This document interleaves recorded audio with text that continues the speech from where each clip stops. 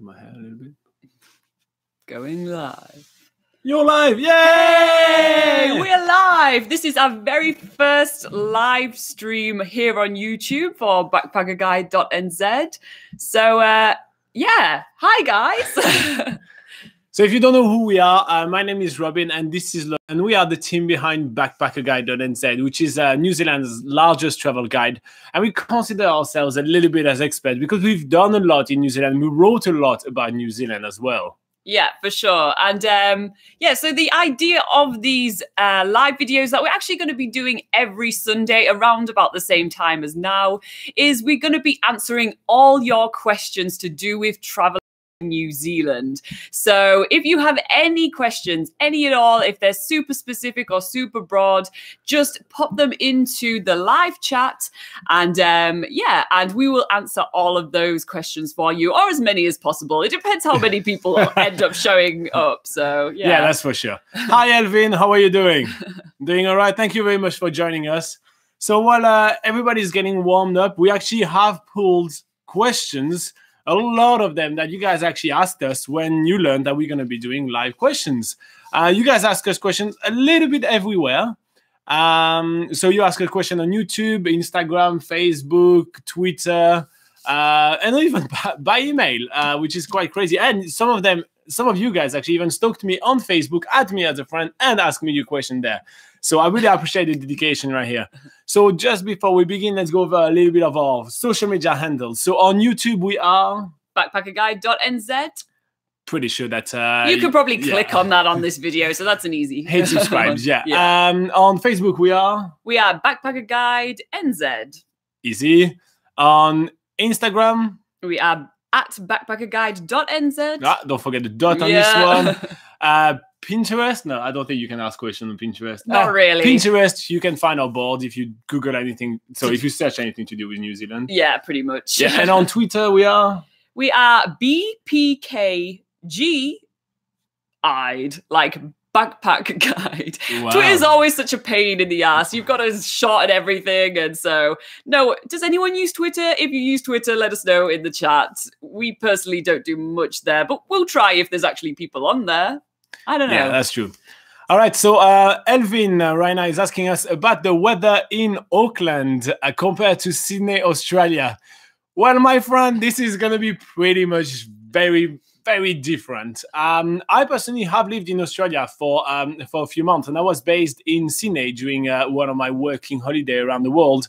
And I had really amazing weather in Sydney, very little rain, mostly beautiful, hot, nice sun weather.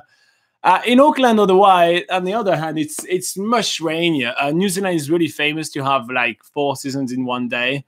And hell, it is the case in Auckland. It changes very much often. And you're going to have some beautiful days, obviously, like everywhere in the world, but it may change often. So it might be good to invest in a really good rain jacket. Anything thought about the Auckland weather? Well, yeah, speaking about the rain, actually, in Auckland, and it's like anywhere in New Zealand, if there is rain, it's usually very quick. It's just a quick shower and then it passes on again. And that's just because it's New Zealand's an island. So it's a whole maritime climate and the weather's changing pretty quickly. But the good thing about Auckland in comparison to the rest of New Zealand is that it tends to be one of the warmer places compared to in the South Island. So it's usually a pretty comfortable temperature. And if you're actually specifically talking about the weather at this time of the year, Auckland's pretty warm at this time of the year.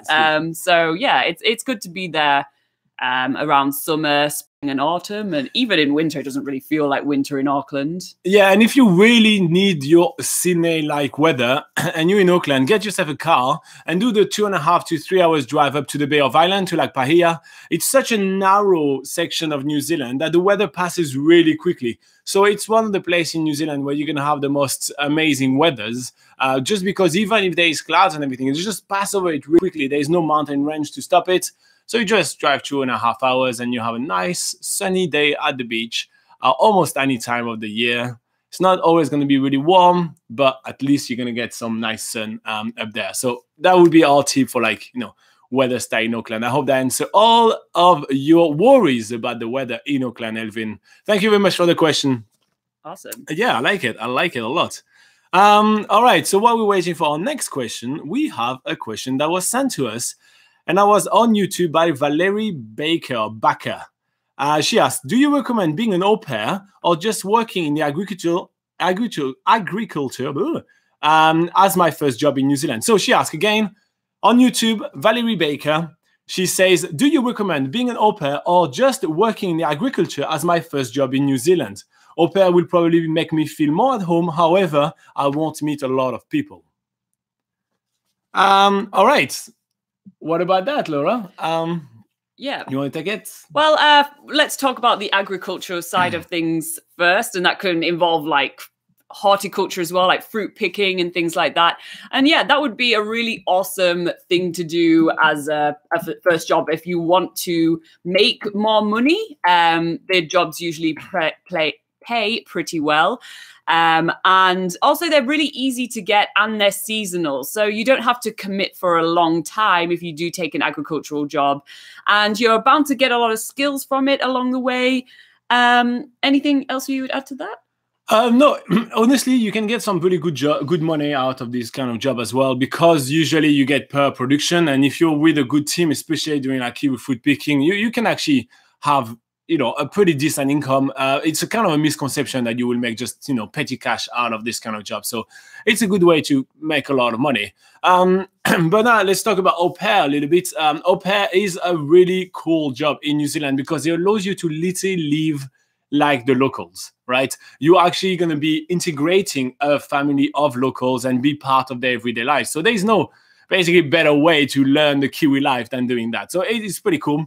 If you are looking for some childhood career as well, au pair is actually very valued. So if you want to do anything with education, with kids, even like if you want to be a camp counselor or anything, like those youngsters that are supervising kids at camp, but anything like that is usually very valuable experience, which is quite cool as well. And but yeah, you're correct. It will be a little bit lonely because you only interact with those people. You only interact with the kids and with the parents. And usually as a backpacker or an au pair, you will actually be kind of not the same kind of time in your life, right? So you won't be relating as much because they're going to be from the other side of the world. They're going to be at the stage where they have a house and kids. That's for the parents. And the kids, well, they're going to be kids. So it's a little bit harder to relate with them. So that's for sure a bit more of a lonely experience. But usually the good thing is it has an end. It's a very much timed work. You know what I mean? Like an au pair will say, "I'm going to stay with you for 3 months." We're going to say, "I'm going to stay with you for 5 months." So you would know exactly where you're going to be ending, which is quite good. But the best point about being an au pair is how much money you are saving. Because yes, if you work in an agricultural job, you will actually make more money than as an au pair. That's for sure. But you will be with a bunch of like-minded people. You're going to want to go to the bar. You're going to want to eat out. You're going to want to, like just kind of socialize with them. And that does cost money. Even do some excursion, on the weekend, go here and there. I mean, on the weekend, when you get some time off. Well, when you're an au pair, you don't have any of that. You get less money because obviously your board, which is your food and your accommodation, is actually taken away from your wage. But you literally do nothing. You on your weekend, you usually sit down and read a good book or watch some movies because you don't meet as many people as well. So you basically save almost 100% of what you earn. So it's an amazing way to save money.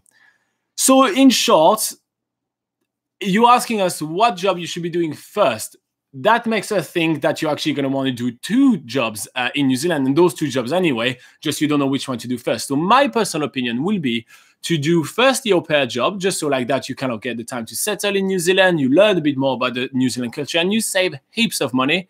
Then you hit the road, you travel for a few months, you spend everything you earned, and you explore New Zealand to its fullest. And then after that, you pick up an agricultural job as well, and then at this point you make some friends, you find some travel mate for the next leg of your trip, and you also have made some more money as well, so you can actually spend a bit more and have some money back for when you get, have some money left for when you get back home. That's basically how I would do it. I think that would be my plan. I hope that answers your question. Is there anything you want to add? Or? Yeah, well, I definitely agree. Like, that is the order that you should do it in. And I think it's really awesome that you would consider doing both, because they are such different types of jobs, which will give you such contrasting experiences. Obviously, you have the time with the locals, but when you're doing au pair, but if you're doing the agricultural side of things with other backpackers, then that gets you connected with other travelers from around the world as well, which is a really awesome part of traveling. So I think if you can do both, definitely try to do both. Yeah. All right. So if you do have some more questions, Valerie, just make sure that you pop them in the comments below if you are here live with us, or you put them in the comment below when we republish this video for you. Taking the time to read a few comments right here. We have Natalia, which is happy to see us face to face. How cute. Hi, Natalia. We're happy to see you. Actually, we just see a letter N right here. Yeah, so it's not really face to face. There's no picture on your profile. Yeah, you're going to have to change that. You're going to have to put a picture on your YouTube profile. And we still have Elvin, which is asking another question about public transport in Auckland. He says that he's going to stay in Mount Albert, and he wants to know if it's going to be quite hard to access the city. So in Auckland, correct me if I'm wrong, is Mount Albert where Eden Park is, right? It's one of the suburbs. I don't know if it's where Eden Park. Okay. Robert, you know Auckland better than I do. But definitely transport-wise, Mount Albert, I know it's definitely one of the inner city suburbs. So transport to the city is going to be super easy, super frequent as well. But the main thing you need to get for the transport in Auckland is the @hop card. So that's the basically Auckland transport card, and that allows you to get discounts on all the fares. And it's really easy, sort of swipe system when you get on any of the Auckland buses or any of the Auckland trains.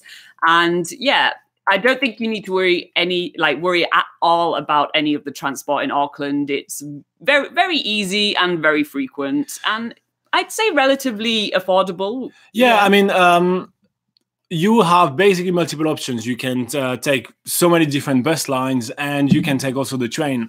All those transport are run by Auckland Transport. So that's AT. That's the card that Laura was talking about. It costs $10 to get the card, and then after you load up some money onto it, and then you spend that money by just swiping it. Now, the system works with different zones, and, you get the inner cities, like zone 1, where it's going to cost you pennies to go around. Then zone 2 is slightly bit bigger, and it's going to cost you a little bit more. And then after a little bit more when you go to the next zone. So honestly, if you have to pay more than $4 for each bus transfer that you're going to be doing from Mount Albert, I'll be surprised. So that's rather cheap. And the frequency, we're talking buses every 15 minutes during the day at the slowest. So I don't think it's really very hard to actually get there. The good thing as well is that late night taxis are actually not that expensive in New Zealand, especially if you make some friends. So we used to go out in Auckland quite a lot, and sometimes, you're just a little bit too tipsy, you don't want to bother taking the bus, and, you just want to take a cab. So you just go with the cab and you say, okay, I'm going to Mount Albert, we'll take I don't know, $20 or $30 for it, and you just haggle a little bit with the taxi driver. And if you have a friend, it just gets down to $10 or $15. Definitely worth it for a late night ride. So getting in the inner city and do a few things is really not that hard. Plus, Mount Albert is actually quite a good suburb. There is plenty of shoppings, there is plenty of cafes, and there's a couple of bars. So I don't think you're gonna always go to the city center anyway for everything you need. And, I don't even get started on supermarket, which are literally almost all around every corner in Auckland. So you'll find supermarket very easily to do your shopping. So you should be all good for that. So yeah, Elvin, that's what we have for you about the public transport in Auckland. If you have any follow-up, just put them in the comments. And yeah, we'll make sure to answer that for you. All right, taking the time to say hi to Daniel and Kushal that just joined us. And looks like they're both looking for jobs. Yes. All right. So Daniel and Kushal, you guys are both asking us about jobs. So let's talk about job. Daniel is asking, how is it easy to get a job in IT? And Kushal is asking us, can I get jobs through MBA corporate finance or MBA IT? All right, so both of you guys want kind of a high, more skilled job here in New Zealand. And you have to remember that if you're coming to New Zealand, you need to already have a work visa to be able to work here. You can't come here with a visitor's visa and try to get a job.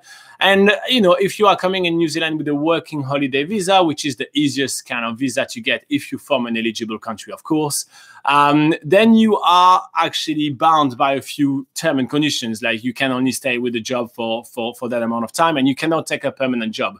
So those kind of jobs, you will have to start at a very entry level when you do that. Put yourself in the shoes of the company, right?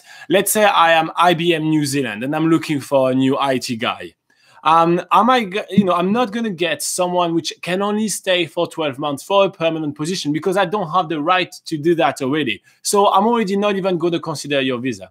Then if it's about, or your CV, then if it's about kind of sponsoring you, you need to have proven to the company that you're worth the whole effort and process to sponsoring you. So you basically need to actually be willing to take a big cut to what you are expecting from what you can get back home, right? So usually when people really want to stay in their fields, coming to New Zealand for a little bit of time and get some overseas experience, basically, they go back to like way below level. And that can still be really valuable for your CV. You know, if you've been an IT engineer and you go to IT support when you're in New Zealand, when you go back home, don't expect that employers are going to look down on that. They will be thinking, okay, why, you know, they will be intrigued. Why did you go down to IT support? Then you can just explain, well, listen, I just wanted to get some overseas experience, but obviously they couldn't take me as a permanent, but I wanted to get that experience anyway. And I was like, you know, it does help me to understand every single level of the IT support in the company. And that was very valuable experience for me. And I earned a lot of transferable skills that I can bring to your job. And so that's how you need to see it. So what we encounter a lot, and we receive so many questions about work here, right? So many. It's people that are adamant they don't want to downgrade their job. And they are adamant they want the company to make more effort to get them as a worker than they are willing to do. The efforts need to come from your end. So you need to sort out your visa. You need to present yourself and actually present yourself in the New Zealand way. You need to be willing to take the lower job than what you have back home, just to show them that, you know, you have those skills and everything. And if they do like you, they will be willing to actually you know, hire you. Some people have made efforts to actually keep it. I mean, that's how I stayed in New Zealand, for instance. And so it's really important to actually understand all of that. Now, as per how easy is it to get jobs in IT or in corporate finance? Corporate finance, I don't know much about that. I have to be honest, the finance world in New Zealand is pretty small. So I would say it's probably more of a New Zealand kind of stuff. And for IT jobs, there is a big demand, but there is also a lot of very qualified people. There actually are quite a good couple of good schools which are creating a lot of good workers. So you will need to actually sell yourself very well, and you will need to start low. That is for sure. Anything you want to add, Laura? I think you have answered that amazingly. I'd be happy if that was my question. So yeah. But we have just had a few more people jump into the live chat. So Valerie, hi Valerie, we answered your question before, so I'm glad that you're happy with the answer, or got your answer. Wow, Valerie, you're 17 years old. You're already planning your gap year. That's awesome. Yeah, that's really what you need to do. Honestly, as soon as you turn 18, just jump on the plane. Just get out of the country. Yeah, where are you from, Valerie? Tell us where you're from. But definitely jump on the plane and go experience the world. That is definitely the best age to do that. I left when I was really, really young, and honestly, best decision ever. That's so awesome. All right, so the unofficial bucket list family. Hey guys, how are you doing? Let's see if we have some other questions if you go through one of those. Well, we do have Natalia on the live chat. Natalia did send us some questions. She sent us loads of questions, so we actually have those printed out, and we'll answer one of those for Natalia. All right. Oh, here you go. That's one for Natalia. Okay, so Natalia, you'll have to excuse me if I pronounce your last name wrong. Frakzek. So on YouTube, Natalia asked us the best place that you discovered, but not the obvious points on tourist map. I think she's asking about hidden gems. Hidden gems, yeah. I think that's what you want, yeah. Yeah, maybe, yeah.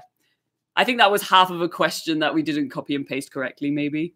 Okay, so Natalia asked on YouTube, what are the best hidden gems in New Zealand? So maybe I'll start off first with obviously there's so many, it's like, yeah, quite hard to think of one off the top of your head, but one really awesome hidden gem that does stand out in my mind is a place called Moriri Hot Springs, which is in the very northern end of the Hawke's Bay region on the North Island. And there's loads of different natural hot springs around New Zealand, but this one stands out to me because it's sort of situated in a Nikau palm forest, which are these like native palm trees that you find in the North Island of New Zealand. And yeah, these are really awesome hot springs that it's super quiet there. There's not that many people that know about it. And you have to do a little bit of a bushwalk to get to these hot springs. And yeah, it was just like such an amazing place to go and just relax and wind, let the natural mineral hot pool water soak your body. Yeah, that's just a really cool, that really felt like a hidden gem, that whole place as well. Like Moriri itself is a very tiny town. Like there's only maybe about 3 or 4 houses there and these hot springs. So there's bushwalks there. There's also a river with eels in. And if you go to the local cafe, you can ask for some bread and they'll throw it into the river so you can feed the eels, for instance. If the eels come. Yeah, so we'll actually link that in the description below, the video of when we actually went to visit the Moriri Hot Springs as part of our New Zealand's Biggest Gap Year, where if you don't know already, we did 365 days around New Zealand doing 365 activities.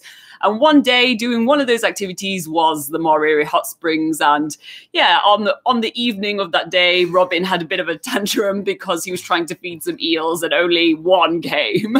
Yeah, that was so sad. They were literally telling me, oh, there's so many ears. And I just started tossing bread and there was just one that came. So very upsetting. So I'm going to take one as well for those hidden gems.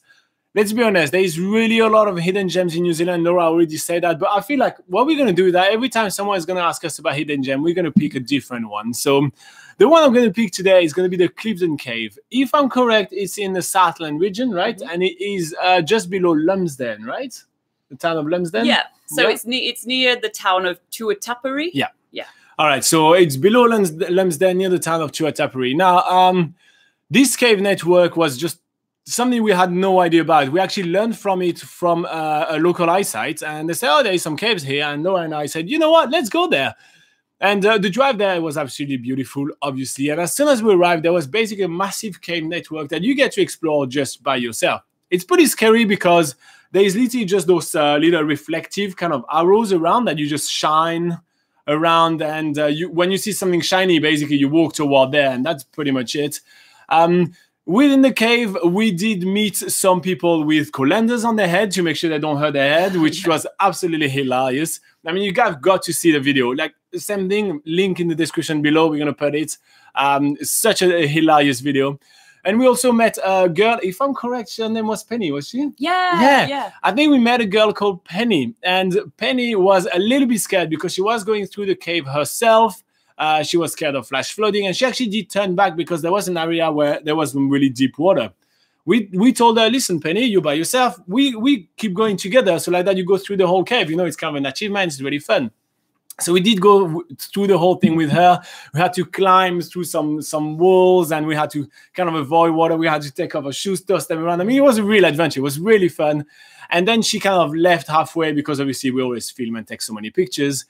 And when we actually arrived at the camper van, she left us a pack of like foosball or something, like some food, and a little note saying thank you so much for helping me going through the caves and everything. It was a lot of fun. So that was just really cool. I really loved the exploration. I love that it was just, you know, you just left to your own devices, right? It's kind of like go and just go have fun.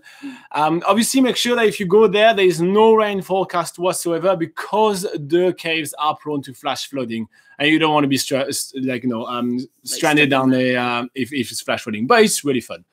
So yeah, so that's basically our 2 hidden gems for today, because there is much more hidden gems in New Zealand, and maybe next time we'll go if over you ask that question again, we'll probably end up changing it. But exactly, and remember, we put plenty of links in the description below. We're going to be putting the 2 videos of those 2 adventures that we talk about, as well as some links of our like listicles of like what do we think are the best hidden gems around the country. Yeah. All right, some more people have joined in, is it? No, it's the same people, just more questions. I noticed that someone asked a question about do they need to have a working holiday visa, a working visa even for small part-time jobs? You absolutely do need a work visa. Not a lot of people will know this, but you even need a work visa if you want to work for accommodation, not necessarily working for money, but any type of working in exchange for something, you will need a work visa to legally be able to do that. So yeah, I mean, a lot of people don't really want to hear that, but that is the case. Otherwise you would be, working illegally, and that would not look good on your record. Yeah, you also do need to have a work visa now for WWOOFing. So WWOOFing is a worldwide organization of organic farming. Organic farming. Here you go. She really wanted to finish it. WWOOFing is basically working for food and accommodation. It's very popular around New Zealand, and they just recently changed the system. And now you do need a work visa for doing that, right? A working holiday visa does work, and any other work visa does work as well, but you cannot do that as a visitor visa. So you really make sure that you do have a work visa to do any of that, because you will face deportation, fines. If you get deported from a country like New Zealand, you're like blacklisted in many countries as well. It's really something you don't want to do. And to be quite honest, even if you just decide to risk it and come and do it, there is so little employers that's going to take the risk. Honestly, it's almost unbelievable how little chance you have to get a job, because that's why now even most employers ask you to actually be in New Zealand to be able to apply for the job, just because the risk is not worth for us. Because usually those kind of stuff are for people, for kind of jobs which are not that qualified, so they can get a lot of workers rather easily. So make sure that you have a working holiday visa for your working visa, for your trip and for looking for a job. That's very, very important. Yeah, we keep saying working holiday visa because that is the easiest type of work visa to get. If, again, like Robin said, if you're we're brainwashed. Yeah. It's just too easy. Yeah, I mean, that's how we both arrived in New Zealand, was on a working holiday visa. But of course, there is restrictions to that. You have to be between usually 18 to 30 years old. In some countries, it's 35 years old, and you do have to be from the countries that are on the working holiday scheme with Immigration New Zealand. But yeah, there are other types of work visas, of course, but you do have to meet very, very more precise criteria. Like you have to have the exact skills that they're looking for. There's also sponsorship visas, but you already have to have an employer in New Zealand for that. So that's really hard and they're to much get. more expensive as well. Yeah, and of course, you do have to invest in. We're talking a few like around $1,000 for a visa, which is quite a lot. While the working holiday visa is 208 New Zealand dollars. So much except cheaper. for if you are from the US and Finland. Which get it for free. God damn. Yeah. Bastard Vikings. They just, all right. Cool. I think that answered the questions. Again, we're going to put a few links related to that in the description below, just to make sure that you get all the information you can out of that. Next question is from Kushal again.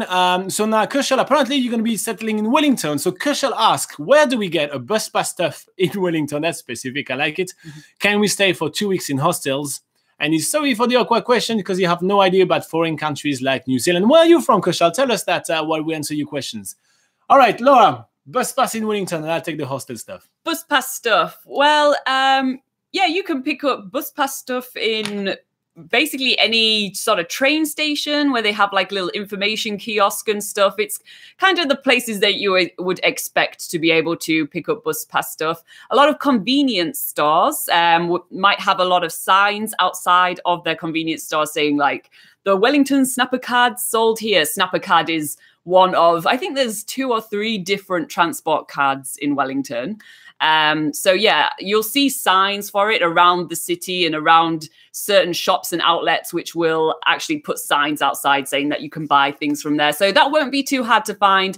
And also remember that you can also get all that stuff online as well. We actually have an article on BackpackerGuide.NZ which is about public transport in Wellington. And after this live stream, make sure you come back to the rebroadcast of this video, because I'm going to put the links to everything that we talk about in this video, and I'll put that link to the public transport in Wellington as well, and that will have all the lists of the bus pass cards that you can get, and then you can just go onto their website and order one for yourself. Yep, so you move on to the other side of things. Just showing you BackpackerGuide.NZ, public transport in Wellington. Look at that, Kushal. So we'll put the link down there, but look, we have a full article, ton of information about it. So plenty of stuff right here for you to plan your little trip in Wellington, or even your settlement in Wellington. Now, hostel, can you stay for 2 weeks? Hell yes, they're not going to say no to that.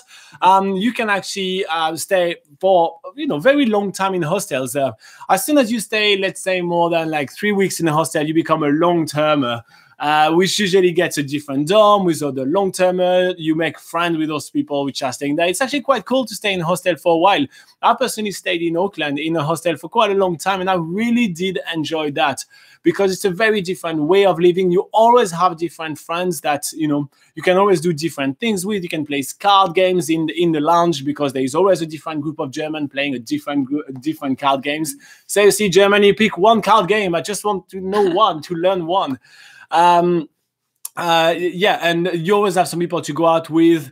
Usually you can exchange like work tips and all those kind of things. Sometimes you get someone that's doing their job and going to recommend you to their boss, or you will do that for them. It's a really cool thing to do. So definitely you can stay 2 weeks in a hostel. What I will usually suggest is to actually approach them straight away, because a lot of hostels will have either weekly or monthly rate, which would be much cheaper than paying each night at a time. So you may want to approach them and say straight away, hey, listen, can I actually stay here for 2 weeks? And you get a price of yay much than paying per night. So that may be better for you for the plan. So in my opinion, yeah, definitely stay 2 weeks, but just choose one hostel, then go for it straight away. So yeah, on top of that, a good thing to do is find your select hostels that you want to check out in Wellington. And again, we have articles on Backpacker Guide listing like pretty much all the hostels in Wellington, so you can check that in the link in the rebroadcast. Yeah. And just give them all a call and ask for what their weekly rates are, because they don't display them necessarily all the time on their website and things. And once you compare all their weekly rates, then you can decide which one is best to go for. And I do know of 2 hostels that do have quite a lot of long-termers, so that might necessarily mean that they have cheaper rates. Yeah, that's the Worldwide Hostel in Wellington and I think it's called Rosmere. So maybe check those 2 ones out, because they do have a lot of long-termers there already. Yeah, Worldwide is a pretty cool place. Yeah. All right, so it looks like we answered your question, Kushal. You said that you're really happy, so yay. Tell us where you're from, by the way, Kushal. Actually, everybody, tell us where you guys are from. We want to know. Tell us in the comments. Let's take the next question. Actually, just going quickly through the comments right here. Natalia is happy with what we just said. And you were not too far pronouncing her last name. Oh, so, that's there good. You go. Yeah, that wasn't that bad. Hey, Ludwig. Thanks for joining us. You are going to New Zealand really soon. 3 weeks. God damn, 3 weeks. Wow, I better start packing your bag already. Where are we from? Daniel's asking. Robin is originally from France, and I'm originally from England. And yes, we are still in New Zealand. The Bucket List family were asking that as well. Yeah, and yes, we're going to be celebrating Christmas in New Zealand. So, Valerie, we're going to go through your question about the hiring, the camping. But first, because someone's asking about Christmas, we're going to go through a Christmas question. Let me just find it. Someone asked something about Christmas. Yeah, someone on one of our YouTube comments did want to know about Christmas. Go ahead. All right, so on YouTube, Hannah Winter asked us, tips for Christmas/New Year's in New Zealand, please. We are going to do a stray pass and think we'll be in Queenstown this Christmas/New Year's, but it's looking crazy expensive and busy. Any tips is appreciated, and sorry if I can join the live session. We'll be in Perth then, so it'll be likely too early hours. First up, wake up early, goddammit! It's 8 a.m. in New Zealand for us. Anyway. All right, so classically classic Kiwi Christmas is to go at the beach, right? So it doesn't have to cost a lot of money. And yeah, so that's the classic Kiwi Christmas. You go at the beach, you grab everything you need for a barbecue, and you grill sausages and capsicums and everything on the barbecue. Capsicums is bell peppers. They call them capsicums in New Zealand. But I remember the first time I saw the word capsicum when I came to New Zealand, I was like, "What is that?" I was trying to find bell peppers on the self-checkout at the supermarket, like, where's the peppers? It's like, it's capsicum. Anyway, yeah, so the reason, let me just say, the reason that Kiwis go to the beach at Christmas time is because December is actually the middle of summer in New Zealand. So in comparison to the northern hemisphere, Christmas is actually during New Zealand's summer because it's the southern hemisphere. So that's why Christmas is a little bit different down under. So Christmas at the beach, basically barbecue at the beach, which is quite cool.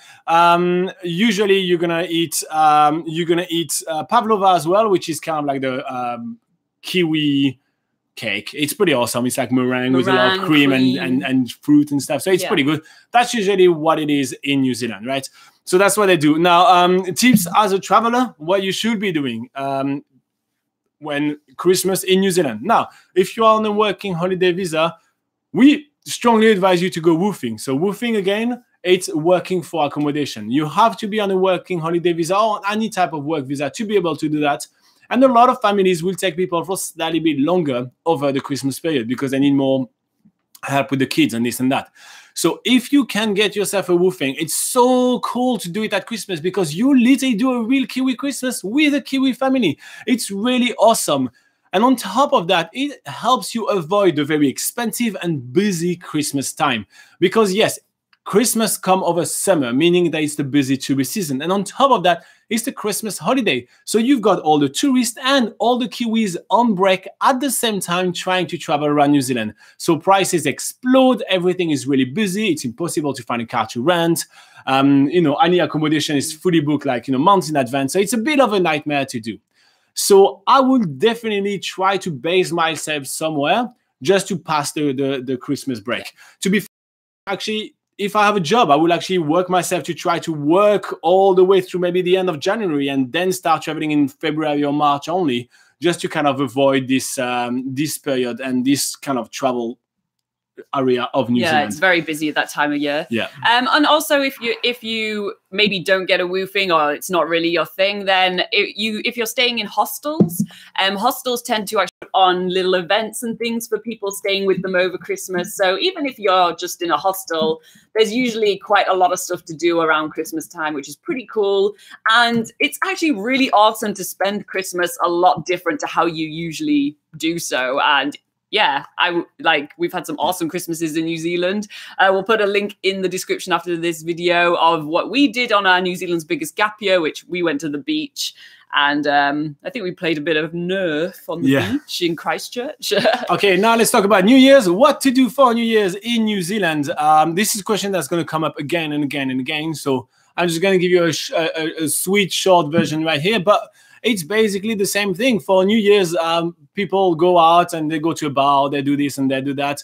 It's really cool to stay in a hostel for New Year's because everybody usually goes out together. So it's really fun.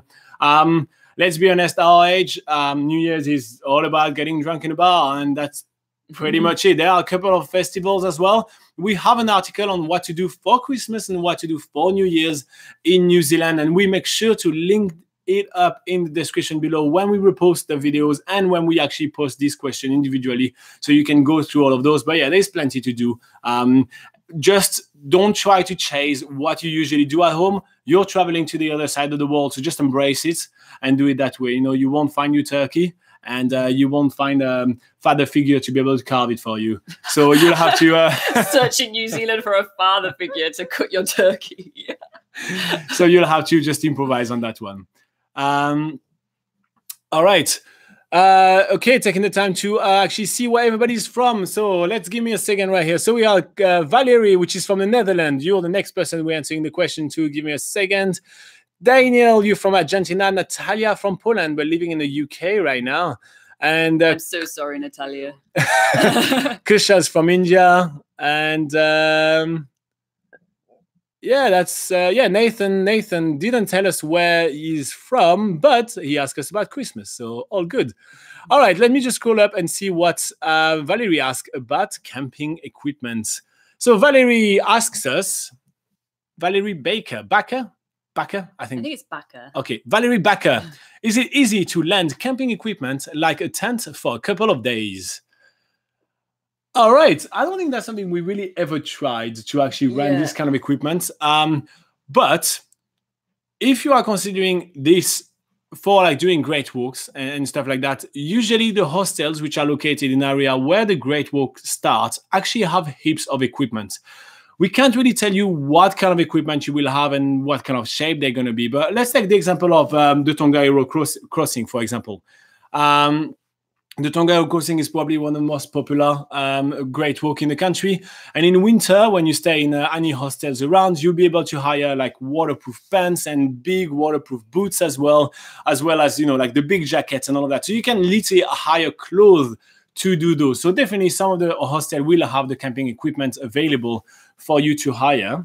Now, if you're thinking about hiring camping equipment when renting cars, because you're going to be traveling around and you're going to rent a car for that, then you can get that as an add-on with a lot of different you know, rental companies. Usually you won't have the tent add-on when you have a camper van because, you know, you already sleep in the camper van. But if you rent a car, you will be able to do like a car plus tent combo. There is a ton of companies that do that. You know, the first that comes to mind is Wanderlust Campers, which actually have a combo tent plus car, which is really handy. You just get all of that, you know, you get all of that together and pish pash posh, you're all sorted and you're ready to go for a bit of a road trip. But yeah, renting in New Zealand is rather easy. There's plenty to do.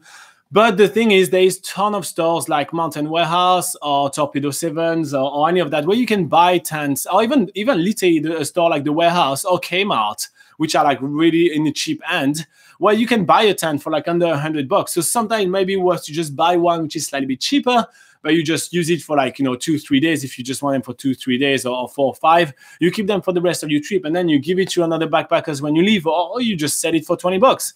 And that may be even of a cheaper option. So renting camping equipment in New Zealand, fairly easy if you are near one of the Great Walk and you go through one of the hostels. If you're traveling when renting a vehicle, fairly easy as well. They will obviously try to sell you as many add-ons as possible, but also consider buying the cheap end of those equipments. So you just have them for a little bit, and then after you just pass them on to the next backpacker, because quite often that's going to be cheaper than renting it. Because, you know, like as a company, you wouldn't rent you know, I wouldn't rent you something for less than $50. Otherwise, it's not worth for me the whole hassle. So, you know, if it's $50 or you can buy it for 80, you may as well buy it for 80 and you know, have a bit more flexibility. Yeah. I think if you're getting a tent because you want to use it as basically your accommodation option, if you're staying in campsites and stuff, it is definitely worth buying a tent for yourself. But if you wanted to actually just get a tent because you want to do some multi-day hikes around New Zealand, then I think you'll find that it's actually not worth hiring tent equipment, and it's actually more worth getting a hut pass, because there's loads of different Department of Conservation huts, which are, they're pretty basic sort of, you know, little huts with bunk beds, and you just need to bring your own sleeping bag. They might have a few, like maybe gas stoves and stuff, but not always. So you might need your own like camping stove or whatever. But yeah, I think, I know for me, myself, I did actually buy a tent for coming to New Zealand, but realized I didn't actually need to use it at all. I think how many times you use it? 0. I haven't used it because it's actually so well accommodated around multi-day hikes around New Zealand, because, yeah, they do have these dock huts, which cost, on the Great Walks, they cost about 32 New Zealand dollars. On some of the lesser known walks, they'll cost much, much less. And if you weigh up the cost of renting a tent then you got to still pay to go in a campsite around these walks, then it sort of adds up to the total of a hut. So you might as well sleep in a hut. You won't have to carry your tent around. I just think maybe unless you're buying a tent to use as accommodation as you're traveling around New Zealand, there's not really much point in getting a tent, in my personal opinion, anyway. But some people like the tenting experience, so that's why she was saying maybe a couple of days. But anyway, let us know if that's what you wanted to know, Valerie. You know, follow-up questions down in the comment below, or if you're watching a rerun of that, down in the comment below. If you have any follow-up questions, guys, we're always happy to answer questions. All right. Let's say hi to a couple of people that just joined us. Christopher Fox from Los Angeles, just landing crashes last night. Hey, welcome to New Zealand, man. That's awesome. You're going to have a blast here. You did rent a car in New Zealand this morning, and that's your first time driving on the other side of the road. Well, I hope you're not watching this live stream while you're driving. First, put down your freaking phone. If you drive on the other side of the road, focus on the road. We actually do have some driving tips for New Zealand on BackpackerGuide.NZ. So just go on the website before you head on the road and check those out, please. We will put them in the description below at the end of this video when we put the repost. But you go on the BackpackerGuide.NZ. Here you go. Boom. And here on the search bar, you type driving tips and you're going to find plenty. It's like a bit iffy for like the first hour or 2 hours. But then after you'll be fine. Oh, you're having breakfast. It's not driving yet. It's okay, guys. He's having breakfast. He's not driving. Good. Okay, calm down. That's okay. Whew. You scared me, man. And we also have Rashi, which just joined us. Rachi Corkill. It's Rachi. Sorry. I say Rachi. I'm terrible at pronouncing names, guys. You just gotta forgive me. So he's going camping in January, and time is going fast. Yeah, hell yeah. Time is flying fast. When you're planning a trip, you don't realize it, but literally, bam, it's just around the corner. And is it okay to bring a tent? Oh, that's a good question. Okay, so Reishi is asking us, I'm going camping in January. Time is going fast. Is it okay to bring a tent on the plane connected to a camping backpack and put that in a bag drop? All right, so question about packing for planes. Now, every airline has different kind of conditions and stuff. Yeah, it's really crazy. But you will definitely, if you're packing a tent, there is almost no way that's going to fit in a carry-on. So definitely you have to check in the bag, right? Obviously, it has to be under the allowance that your airline has, which is ranging from the airline. I've seen some airline going as low as 17 kgs and some going as high as 27. So let's do an average around between 20 to 23. So it has like your entire stuff have to be under this 23 stuff. Also keep in mind that not often they are actually very gentle with bags. So if there is a lot of pulls and everything like that, it may be bounced around and everything. So a couple of extra wrapping may be good around the tent. But the main thing is biosecurity if you're bringing a used tent. And that's Laura's area of expertise right here. So she'll tell you more about that while I have a bit of a sip. So obviously you can bring it to New Zealand and you can strap it to the outside of your bag. Just make sure it's super well secure, like Robin said. I've actually done that myself. I have brought a tent into New Zealand, which I ended up never using, as I just explained in the last question.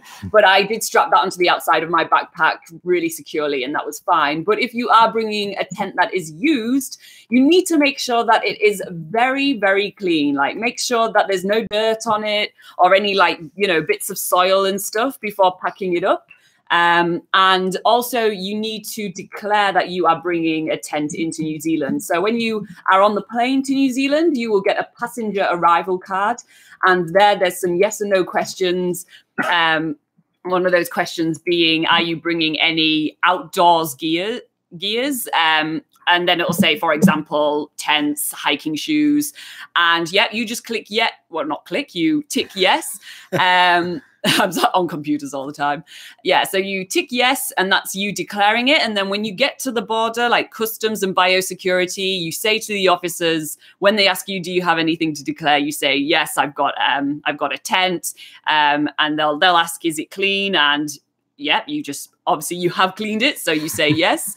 If it isn't clean though, they will ask you to, they'll either ask you to clean it at the airport, so they'll get it out and you have to scrub it all down. They give you a little brush. It's quite funny. You at the airport, you always see someone like.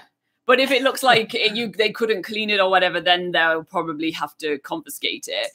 So once you've gone through that, they'll then probably put your bag through a through an X-ray, and yeah, and it will just be fine. Like, as long as your tent's clean, or any hiking equipment that you have is clean, it's easy breezy. You just, as long as you declare it, as long as you say, I do have hiking gear and camping gear in my pack.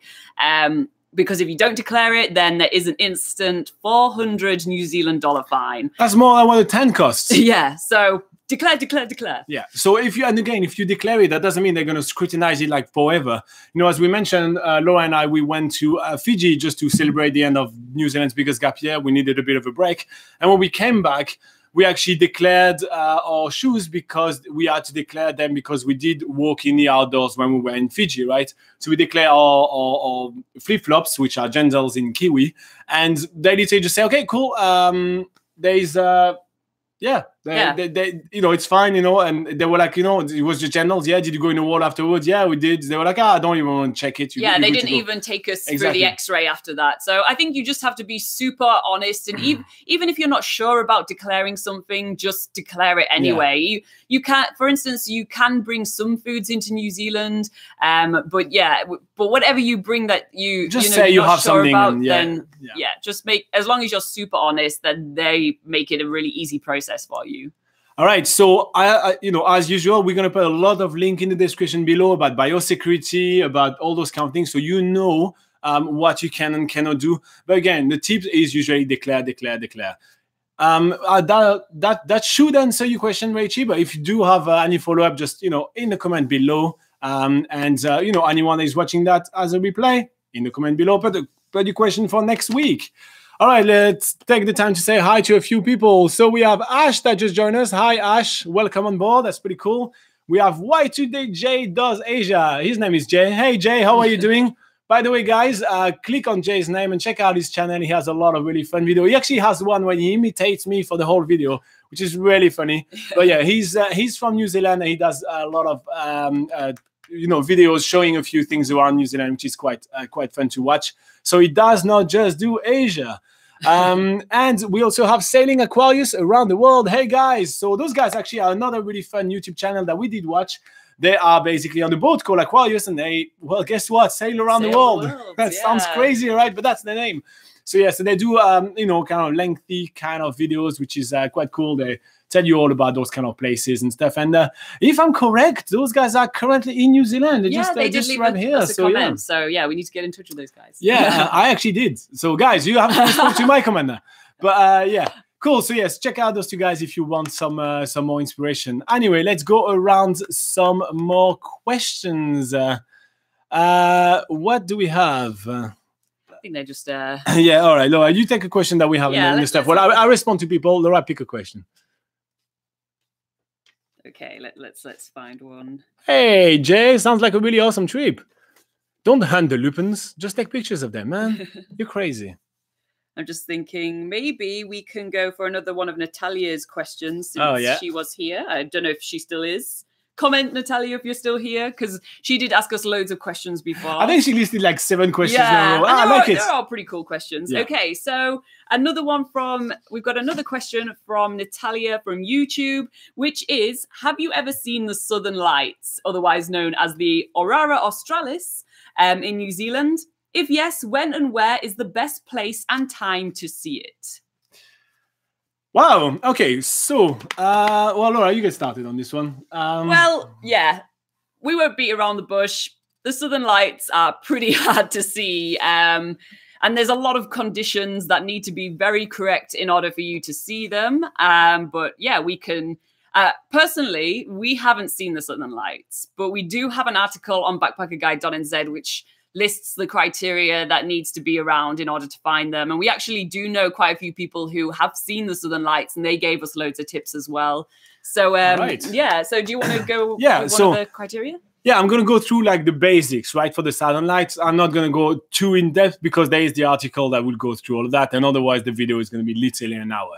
But first thing first, I need to know about the Southern Lights that they don't necessarily look as good as you see the picture of the Southern Light being, right? When photographers are taking pictures of the sky at night, they use long shutter speed, meaning that the little opening on the camera kind of stays open bigger and for longer, taking in more light.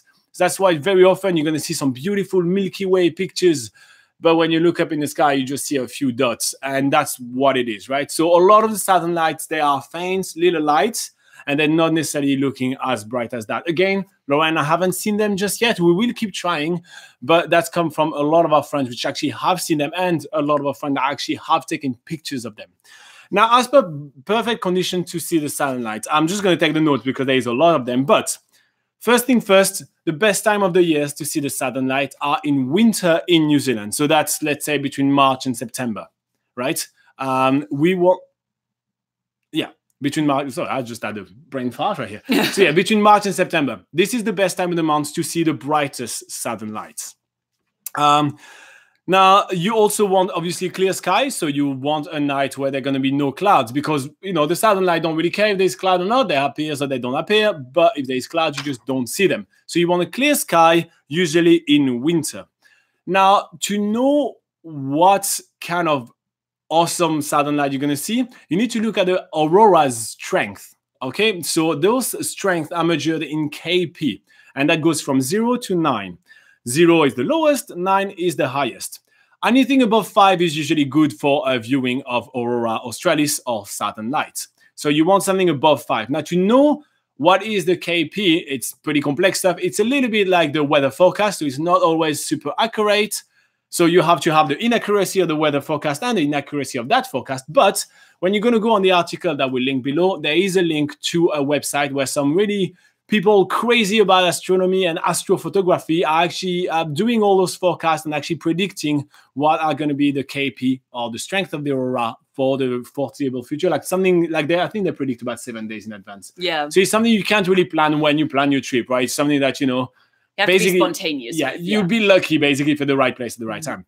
And speaking of so once you got the good weather, you got the good strength, you have the right time of the year, you also need to find the right spot. Now, the best spot to see the southern light in New Zealand are either Stewart Island, because it's all the way at the bottom and there's literally nothing there, but it's a bit quite far. The most accessible, and therefore I feel like the best, is around Lake Tekapo and Mount Cook.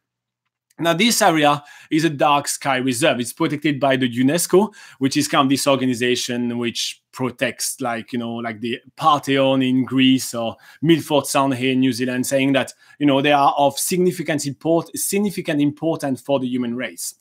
Now, those... oh, I'm having a brain fart. Oh, yeah. So now this area is protected, meaning that you can't build too many buildings that create light at night. So they're the best kind of place in New Zealand to spot the southern lights. So yes, that should cover weather, time, aurora strength, and locations. That should be a good start. And again, link below in the description with the best place to see the southern lights in New Zealand, as well as another article on basically best time of the year, best location, and how to spot the southern lights. It's a really complex subject, so we have a lengthy article. Make sure to read it below and do your homework if you plan on seeing them. Yeah. And obviously, any other questions, put them below. All right, saying hi to a couple of people right here. Laura, do you want to say hi to the next person? Yeah, so we have Matthew. Is that how you pronounce that? Matthew, yeah, Matthew. So yeah, yeah, hi, thanks. Thanks for watching our videos. That's awesome. Kushal is asking another question. And we have Elvis. That's an awesome name. Oh, hi, yeah, Elvis. I like it. I like it. Should we go through Matthew's question? So yeah. Matthew asks, do you have more tips regarding budget when arriving for a working holiday year? Any ballpark budget you recommend to keep in mind to start a gap year with the least amount of financial stress? Okay, so the least amount of financial stress to start a working holiday in New Zealand. All right, the king is here, Elvis. All right, okay, let's go through Matthew's question. So you want to arrive in New Zealand on a working holiday visa, and you want to know what kind of budget you need to not stress. That's obviously a pretty good question. Now, let's go through the minimum requirement first. So what do you legally need? Go for it. Yeah. And then I'll go with like what you actually need. Yeah. So with the working holiday visa, there's usually restrictions, or well, not restrictions, but conditions of your visa. And one of those conditions are you have to be able to support yourself while in the country. And Immigration New Zealand may request to see some evidence of that.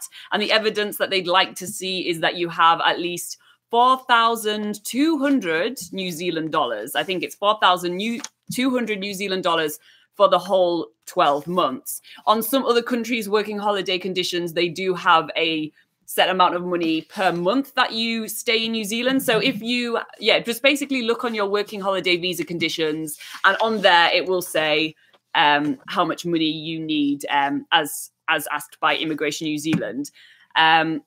So that's what they sort of recommend to have. But for us, we would recommend to have a little bit more to start with. Do you want to?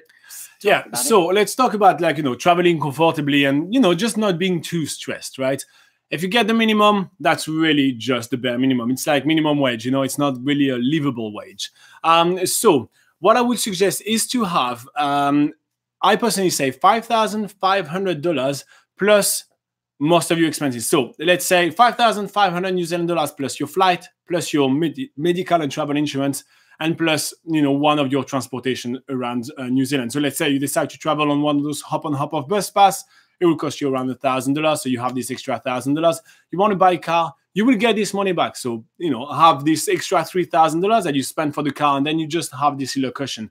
Because no matter what, the time you set up your IRD number, which is kind of your tax number to be able to work in New Zealand, that's going to take about 2 to 3 weeks. So that's going to be the time you need before you are able to actually start working. So you're going to want to be exploring. If you'll be exploring a little bit, you're going to want to be spending a little bit of money.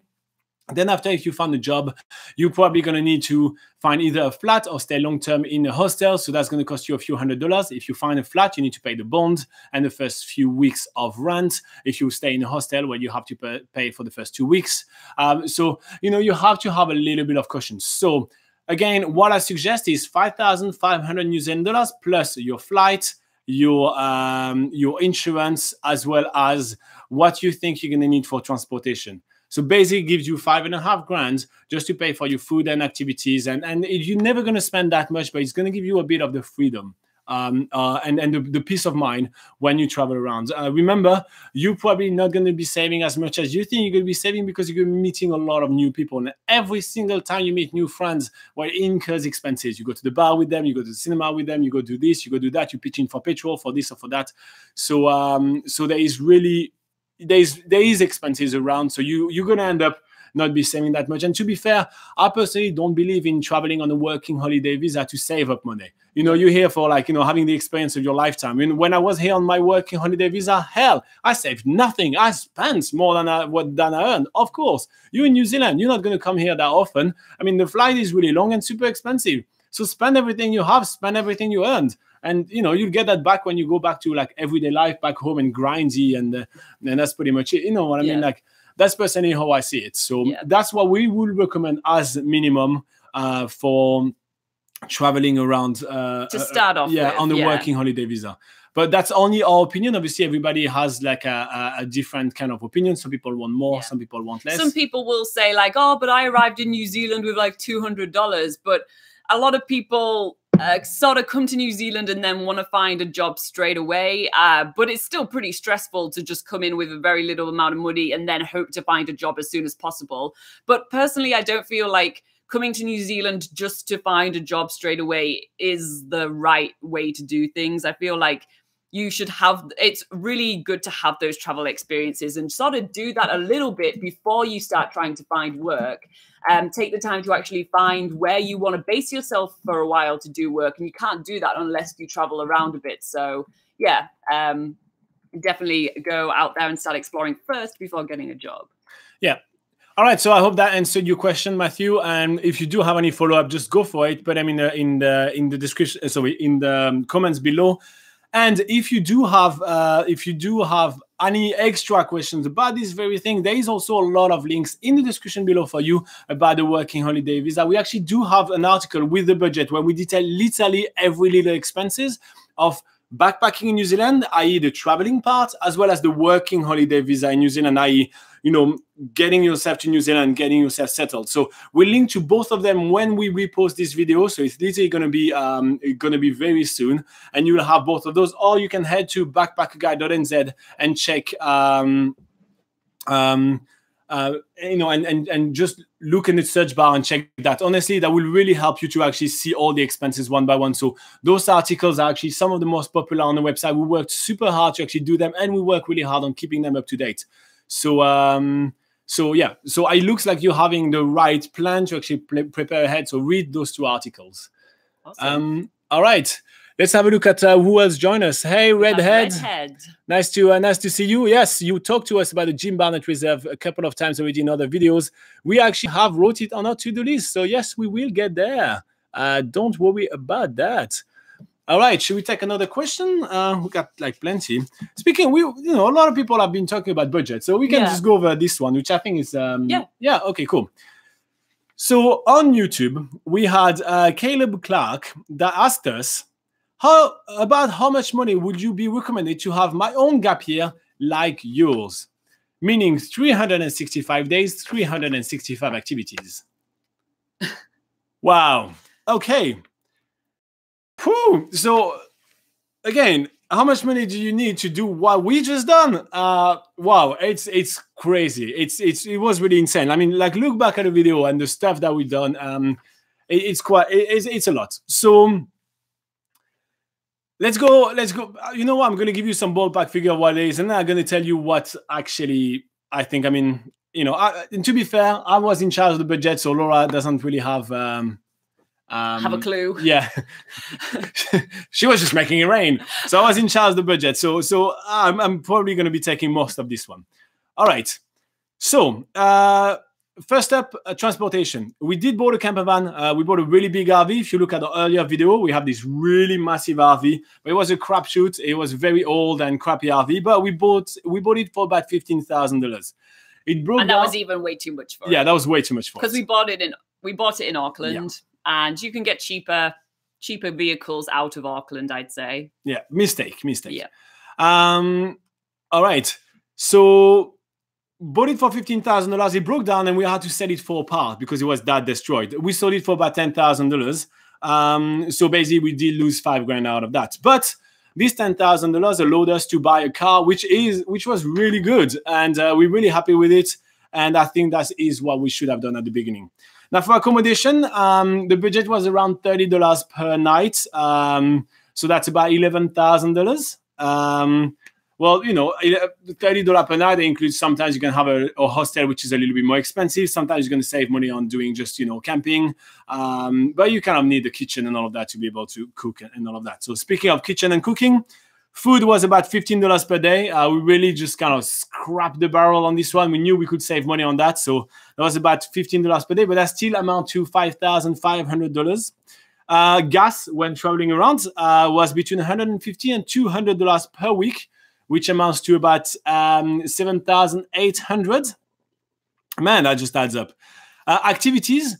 So for activities, we did plan about $50 per day because there was a lot of days where we do just a museum, which is going to be free, or $5 or $10. Some of those days when you're usually be doing a hike, or we're just going to be checking out this or that, or exploring the city. But even when you explore the city, you have coffee here and there, and then you have that. You know, 2 coffees already $15. So when you just explore the city, those days already cost you at least $30 for 2. So we had the $50 a day because also all those days we did less. We can save that for skydive and for this and for that. So that's about $18,000. Flight insurance and visas, I can't really give you a ballpark because it really depends where you're from. It really depends on your needs. So flight insurance and visas are not included in what I'm talking about. And that brings the total to 52,000 New Zealand dollars. Now, it sounds like a ton of money, right? But if you look at it, 52,000 New Zealand dollars is about $1,000 per week. Now, for most people that actually take a holiday around New Zealand, $1,000 per week is not that much. I mean, I had some of my friends that traveled around New Zealand. They spent about, I think that was $4,800 per person, and they had just a two-week trip around New Zealand. It's not really stretching it so much if you consider like renting the car, flight, and all those kind of things. So it looks like we did spend a lot of money and everything, but you know, we did plan that really a lot. We didn't pay for all the activities or all the accommodation that we are doing. We did get hosted from time to time because our website is so popular. So yeah. So if you are traveling around New Zealand just as a traveler for just for experiencing New Zealand and have a blast for like, you know, a holiday, well, I'd say that actually usually you're gonna be spending between $2,000 to $3,000 a week. That's what you're gonna be spending to be able to make the most out of going so far, because you're only going once. And if you obviously are a backpacker, well, usually not everybody does as much as we do. The reason why we did like 4 skydive and 17 jet boats is just because we want to show you guys all of them so you can pick which one is the one best for you. The whole point of us spending that much money is for you to spend wisely the one time you will be doing that activity. So that's kind of that was the train of thought behind it. So, you know, as we just mentioned in another question that we just answered, you know, save between $5,000 to $10,000 and you'll be completely sweet, and you'll have a blast in New Zealand and you'll work for it. So everything you earn, you're going to send it back and spend it back and have fun along the way. So budget-wise, again, I'm going to be linking to a lot of articles below on cost of backpacking in New Zealand, which is the traveling stuff, and cost of working holiday visa as well, plus a few kind of budgeting tips. So check the link below, because what I told you right now is literally just the tip of the iceberg. We really put everything line by line for you in those articles. So make sure to read those ones out. Yeah. Anything to add? Whew, not after that. Do you want to talk to some of the people? So we still... I don't think anyone new has arrived. Oh, Eva, literally just a second ago, from Mexico. Hey, hola, ¿qué tal? That's it. I don't know anything else. All right. I think I'll consider going bilingual. Do you mean for the videos? Or... Yeah, so obviously Robin is bilingual. He's French and he can speak English, and that's it. I'm just a, you know, your standard lazy English person who can only speak English. So I would definitely consider going bilingual if I was in another country. But so Eva, would you be willing to actually teach Spanish to Laura, yeah, so she I'll can learn. speak? Yeah, she loves Mexican food, so that's a start. That's usually how you learn language, right? You eat the Mexican food and then you speak Spanish. Yeah, oh, yeah. It's like a potion. Yeah. All right, cool. Next. Let's see. Let's go for another question. Do you want to pick one, Laura? I will pick one. Okay, so we got a question on Facebook, which was pretty good. So on Facebook, Harry Ravi asked us, what is the best glacier hike in New Zealand? I will be traveling in New Zealand for only 2 weeks and want to be sure to have good weather when I do it. So. All right. Okay, so best glacier hike in New Zealand. So let's just start. You're not going to explore all the... There is like heaps of glaciers in New Zealand, right? There's like tens and tens of glaciers. But there is 3 basically that you're going to be able to explore as a tourist. That's going to be Franz Josef Glacier, Fox Glacier, and Mount Cook. All right, so I think that we will be... Sorry, I just got disturbed by some comments right here. I will read some comments soon. Don't worry. It's incredible that three New Zealand birds come back from extinction. Yes, we think that's incredible too. Good. Yes. Glory to New Zealand and conservation. Yeah. Thank you, Redhead. All right, so let's get back to the glacier quickly. So 3 glaciers in New Zealand that you will be able to explore. There are Fox Glacier, Franz Josef Glacier, and Mount Cook. Now, I think that what we should be doing is to tell you a little bit of the difference about each of them. And after that, we can tell you how I think we will play it to make sure that we get the best weather, because that's definitely what your question is. What's the one where we're going to get the best weather, which is, best weather in New Zealand. So let's get started. Tell him a little bit about Franz Josef. Okay, so Franz Josef Glacier is probably the one that everyone has heard of. It's definitely the most popular glacier to go onto. And that's mainly because it's the one that's had tourism going on the glacier for the longest and has the most advertising, I guess. But it's really awesome, the Franz Josef Glacier. It's one of the easiest glaciers to access. It's just a quick helicopter ride to get onto it. And yeah, when you go on any of the glacier tours, each tour is completely different. So one time you could be going through like little sort of tunnels and things, or little like mini crevasses. And yeah, other times it would be very different. It really just depends how, like, what happens when you get there, basically. So yeah, Franz Josef is definitely the most popular. There's different operators that are taking people onto the glacier, and yeah, I think that's pretty much Franz Josef in a nutshell. All right, Fox Glacier. Fox Glacier is kind of like your your best glacier for Insta glory. If you want to take the beautiful blue ice cave for Instagram shots, this is where you're going to want to go.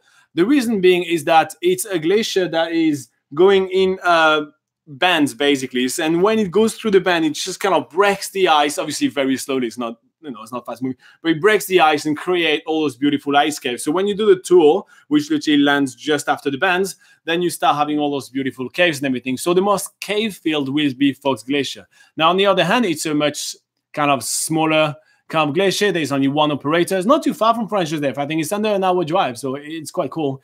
And there, you basically have much less tour going because there's just one operator. So I think there's one or two tours in the morning and one or two tours in the afternoon. That's pretty much it.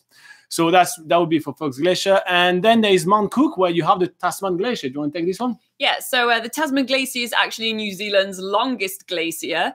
And this one actually looks a lot different from the Franz Josef and the Fox Glacier.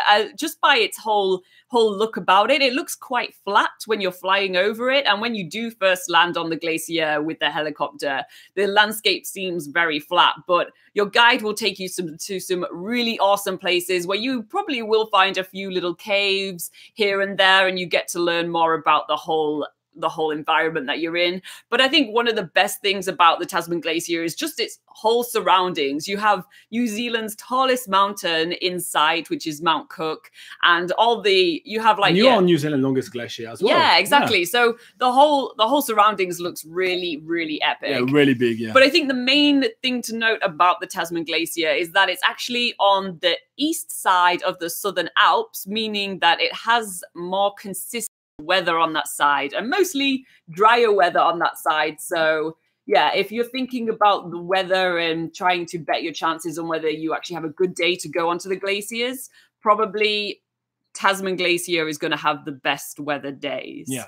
So that comes to the weather on the South Island of New Zealand. So now the South Island of New Zealand has a massive mountain range called the Southern Alps, going right in the middle. Usually on the west coast, where you have Franz Josef and Fox Glacier, you will have like, the weather, basically the clouds go and just stay there and keep raining. It's really famous, the wet West Coast, the wild West Coast.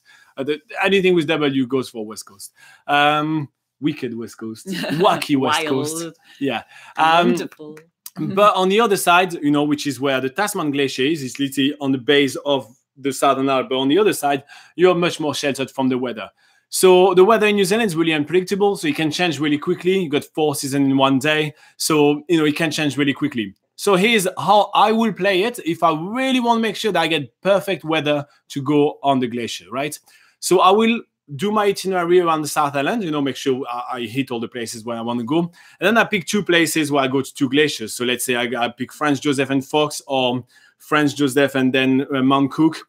And when you head there, you plan yourself a day in each of those locations because there is plenty of other stuff to do around there. And even if it's raining, you can do a hike. Laura and I are really fan of hiking under the rain because the forest is more alive and everything. It's not that bad if you have a good rain jacket.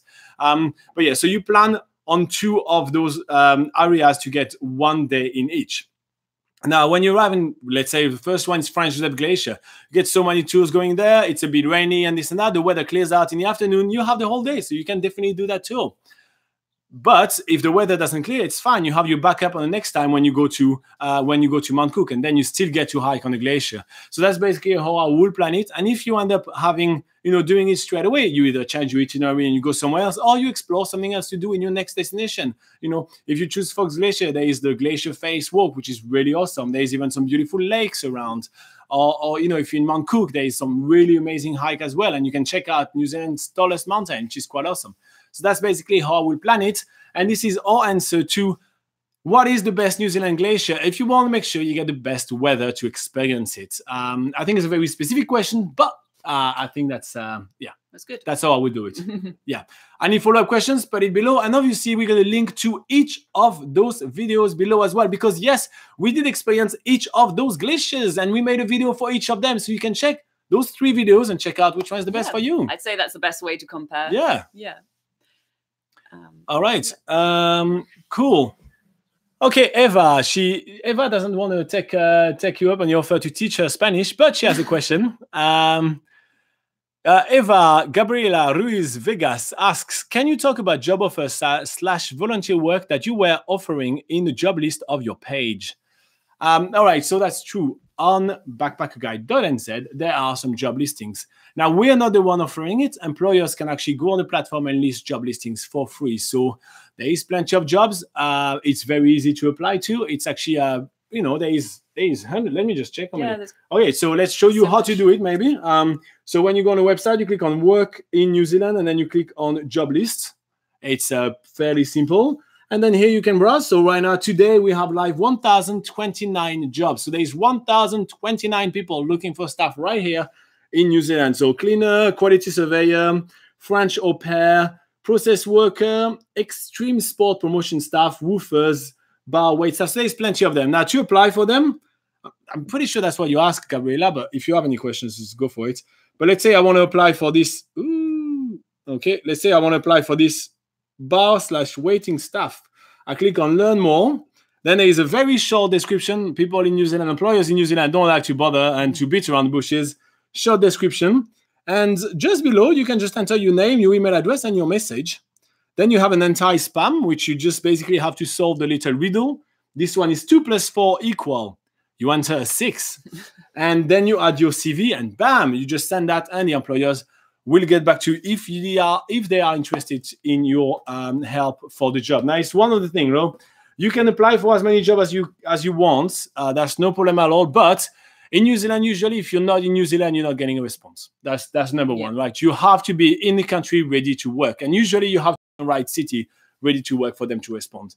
Also, in New Zealand, it's pretty customary for them to only respond to people that are actually interested in hiring.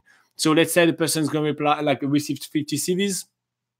They're just going to reply to the 3 that they want to talk to. And that's pretty much it. So that's basically the Kiwi way to do it. I personally, on the personal level, don't necessarily agree with it very much, but that's how things are done here. Yeah. So don't be disheartened or don't wait around if you don't get a response from an employer. You can just assume that they've moved on or they found someone else.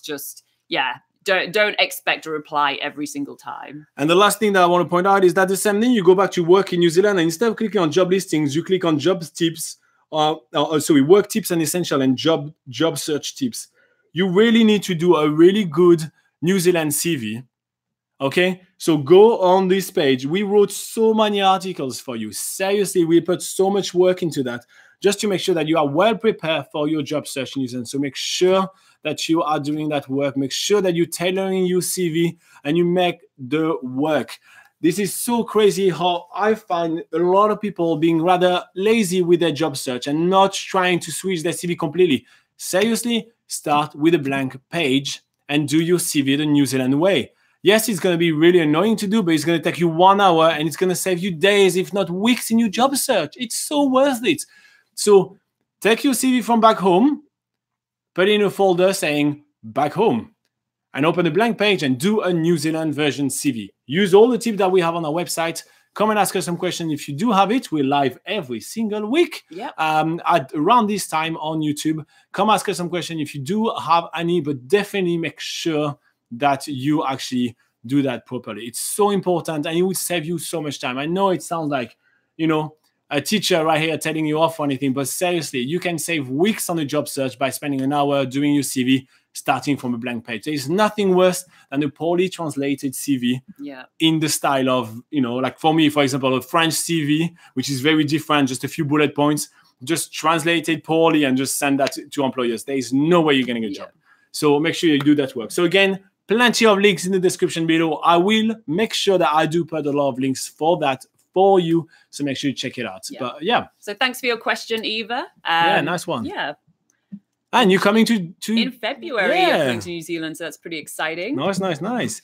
All right, so I'm going to go through another question. Should we do activities or gear? What about gears? We haven't talked about gear for a while. Okay, so we had Tiffany Englander. Okay, England. All right, so the next question comes from Tiffany Englander. She has 2 questions. She says, what brand of waterproof backpack cover do you use, and what brand of rain jacket do you recommend? All right, Laura, do you want to take over the? You talk about the rain jacket. Yeah. So you into rain jackets? Yeah, I like a good rain jacket. Yeah. So the thing, there's not necessarily one brand that is much better than the rest, because a lot of the rain jackets sort of use the similar sort of like waterproof technology. But you do need to remember that you want to actually have a rain jacket that does have good waterproof technology. Sounds crazy for a waterproof jacket. Crazy. I know, but there are some very cheap ones out there which sort of, they're more water resistant a little bit, but they're not really waterproof. So I definitely think it's worth actually investing in a good rain jacket that is going to last you a while, because there's quite a lot of jackets that have a short shelf life, and you want one that is actually going to last you a good amount of time under heavy downpour. But with that in mind, you also want to get a rain jacket that is good for being light and breathable, because there'll be times in summer when you're in New Zealand when you'll still need a rain jacket, but it will be quite warm. And yeah, they usually have sort of ratings on rain jackets, which is like 10,000 waterproofness. Like I don't actually know the measurements, but yeah, they're measured in like 10,000 or 8,000 or 3,000. And I think for New Zealand, the best sort of number to hit is 10,000 because of those heavy downpours that often come. Yeah, so for us, the ones that we actually had for our trip is we had some ones from Torpedo 7, which are a New Zealand outdoor brand, and they sell quite a lot of stuff that's more on the affordable side of things. And they had the one that had zip everywhere for breathable as well. Oh yeah. So they have some extra features, like the underarm zips, so that you can have a bit of breathability when you're hiking under the rain and stuff. And also you want to make sure that the zips are very well sealed together, and they have those sort of like plasticky seals down the zips as well, and good pockets so your phone doesn't get wet. But yeah, I think next, like we are going to upgrade our stuff next, and actually in New Zealand, Mountain Warehouse has just opened, which is like a brand that has been, it's around the world, it's in the UK as well, but there's usually affordable but good stuff. So I think we're going to really looking forward to that new brand coming to New Zealand. So, probably going to go for that next and try that out. Do you want to talk about the backpack cover, Robin? Yeah, of course. All right, we just have a few notes right here. When you send us the question in advance, we can take some notes, which is quite handy. All right, you ask about backpack cover as well. So obviously, you're probably going to be hiking, and there is probably going to be some rain, so you're going to want a backpack cover. Now, the first thing that I would mention is that usually when it is rain in New Zealand, there will be some wind. So you want the backpack cover to actually stick on the backpack very well. We did lose one to the wind because he only had like one of those, kind of cheap elastic band that just goes underneath and just clips. So you want to make sure that it has like maybe your backpack cover has 2 or 3 different clips onto the backpack, so it doesn't just fly off. Honestly, we saw literally the backpack cover just fly off our bag straight away. Yeah. And also, to be quite honest, when you get rid of the backpack cover, sometimes just lay on the floor and there's a bit of wind, and you can fly really easily. So just make sure that the attachment from the backpack cover to the backpack is actually strong enough. That would be the first thing that I look at. And on the same kind of train of thoughts, I want the elastic bands, because how a backpack cover is. It's a bit like a shower cap that you put on your head, but it's a very big shower cap. That's basically what it is. So you want the elastic band to be actually not a cheap stuff because they break easily or this and that. You want it to be kind of a strong and sturdy one. It's worth definitely kind of spending good money on that. Now, I've seen so many of those backpack cover, which are like camo colors or any of those kind of stuff that, blends very well and everything. I'm so against that. I don't want them dark blue. I don't want them, because I'm feeling like if I'm actually end up hiking in the, and it starts raining and everything, I'm usually, it's not the best situation, and things could sometimes go wrong. Everything is wet. You may slip and this and that. So if I have a rescue team, I don't want it to be camouflage. I want them to see me. Yeah. Like if you look at all our videos, every single one of our jackets are actually super bright color. I personally feel like if I have to wear a jacket, I need to be seen. Yeah. Because I might be in a situation where I actually do need help. Man, there is nothing I hate more than like camo style design. I want everything to be super bright, so I know, so I know I can be seen. That's my personal choice. And also, it looks better in pictures when you're wearing colorful stuff, I think.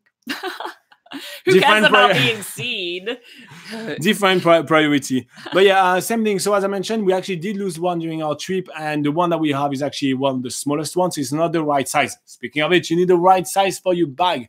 So the one that we have left is not the perfect size for our bag. So we are actually on the market to get ourselves a new one as well. And we'll keep you posted when we decide on one, which one we're getting, and what it is.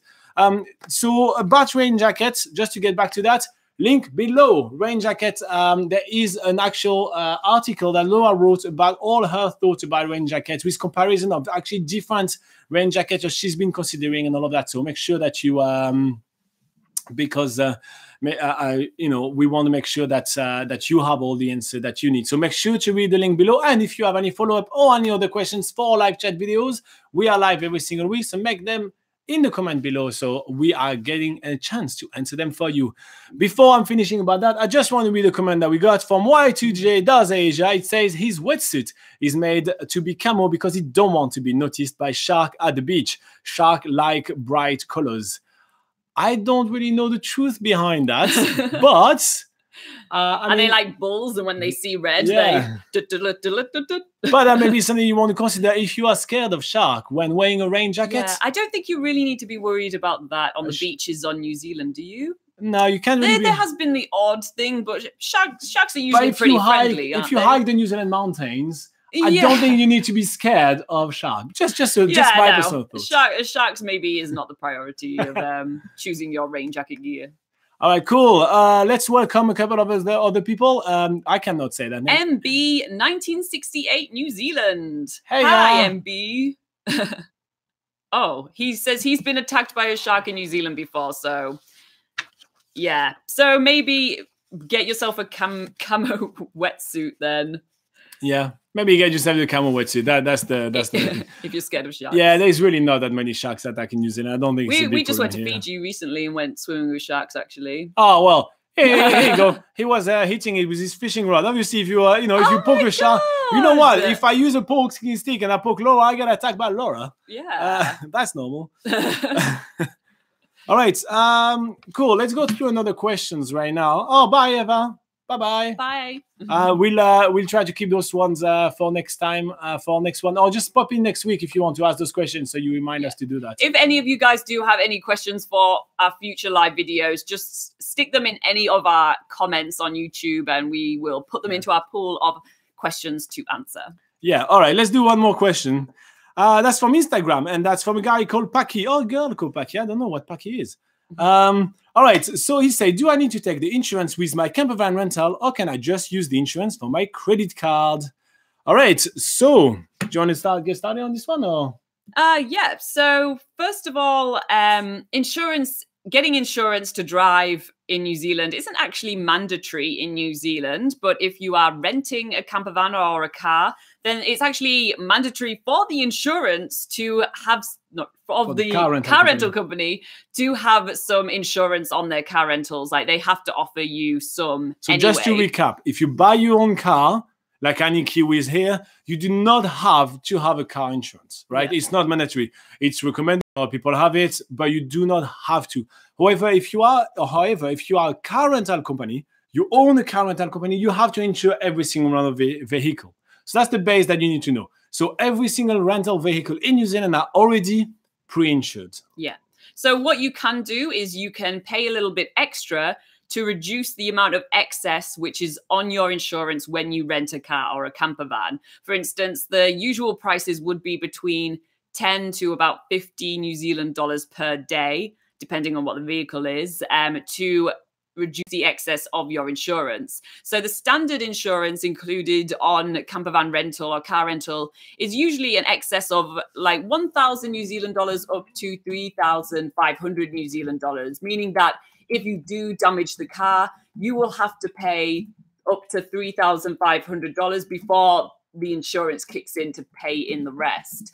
So you basically need to weigh up, do you think it's actually worth paying what's usually about $500 extra on top of your car rental or camper van rental in order to reduce the excess on something that may or may not happen?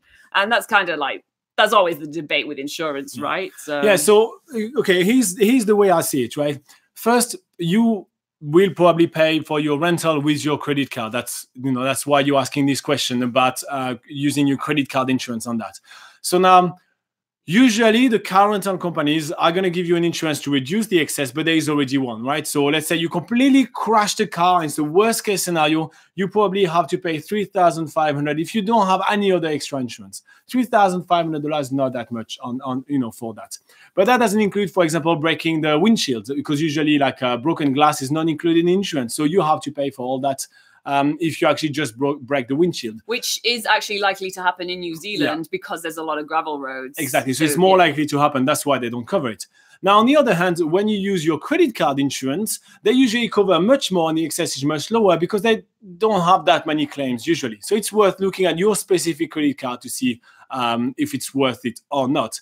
Now, from my personal point of view, when I do rent a car, and I do rent a car really often, and I rent a car in so many different countries, I personally don't believe in paying for the insurance because, it's going to be rare. Like, you rent the car for like, let's say 10 days and the extra cover is like $400, right?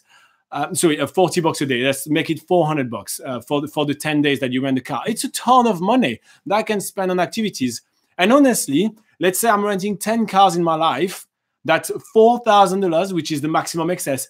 I don't crash 1 out of 10 cars I drive.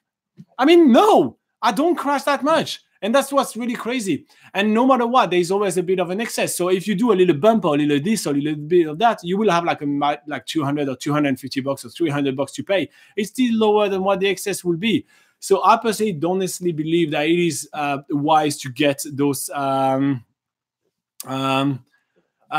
is wise to pay for the insurance. I feel like I will save the money and don't. Yeah. I wouldn't pay for it. That's basically my personal opinion. I will use the one for my credit card because literally you will have two insurances then. You will have the one from the car insurance and you will have the one from your credit card. Hey, man, that's a lot.